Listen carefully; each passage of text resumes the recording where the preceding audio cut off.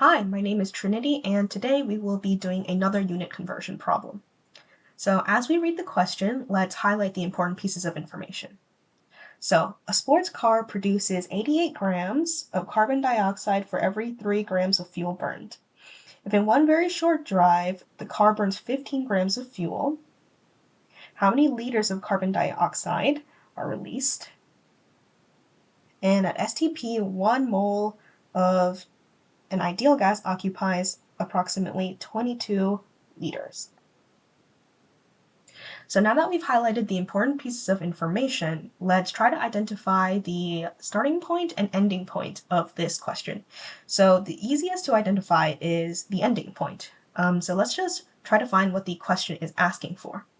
So if you look at the highlighted pieces of information, you'll notice that the question is asking for the liters of carbon dioxide released. So that's our ending point. So now let's try to find our starting point. If the ending point is the liters of carbon dioxide released at the end of a drive, then the starting point is what we had in the beginning of the drive. And you'll notice from the question and the highlighted pieces of information that we had 15 grams of fuel in the beginning of the drive. So we've identified our starting point and our ending point.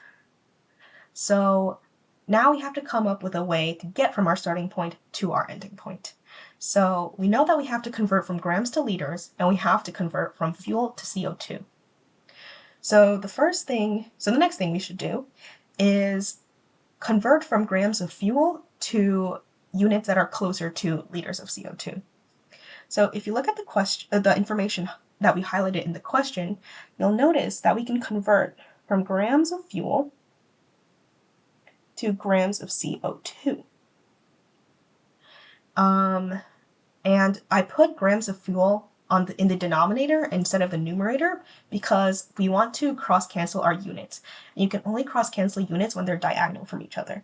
So we can cross-cancel the grams of fuel in the numerator with grams of fuel in the denominator. And now let's make sure to input the correct numbers. The information in red tells us every 3 grams of fuel gets us 88 grams of CO2. So if you look at our work and the question, you'll notice that we've already used the blue information, the red information, and the purple information. So the only information we haven't used yet is the green information. So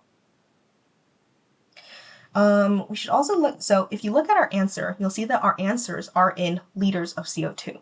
And the green information relates liters of a gas, in this case CO2, with moles of a gas, also CO2. So since we want liters in our answer, liters of CO2 must be in our numerator, and moles of CO2 must be in our denominator. And then let's plug in the numbers that they tell us. 1 mole of CO2 gets you 22 liters of CO2. So if you look at our work so far, you'll notice that we can't cancel the grams of CO2 in the numerator of the red term with moles of CO2 in the denominator of the green term because they're not the same. But since we only want our answer in terms of liters, we have to get rid of them somehow, which means there must be a third conversion factor with grams of CO2 in the denominator, so it can cancel with grams of CO2 in the red numerator, and it must have moles of CO2 in the numerator to cancel with the moles of CO2 in the green denominator. If you think back to your class, you'll remember that something that relates moles to grams is the molecular mass. So in this case, we need the molecular mass of CO2. And you can find the molecular mass of CO2 by adding the molecular masses of the elements that make it up. So CO2 is made up of 1 carbon and 2 oxygens. And if you look at your periodic table, you'll notice that carbon has a molecular mass of 12 grams per mole, and oxygen has a molecular mass of 16 grams per mole. So if you do the math, you'll see that carbon dioxide has a molecular mass of 44 grams for every 1 mole of CO2. So now that we have the proper conversion factor, let's plug it in. So we know that you have 44 grams of CO2 for every 1 mole of CO2. So now we can cross-cancel our units again. Grams of CO2 cancels with grams of CO2, moles CO2 cancels with moles of CO2. So now our answer is in terms of liters of CO2, which is exactly what we want. And we can solve just by multiplying everything out. And you can simplify the numbers in this question too. So 3 and 15, simplify.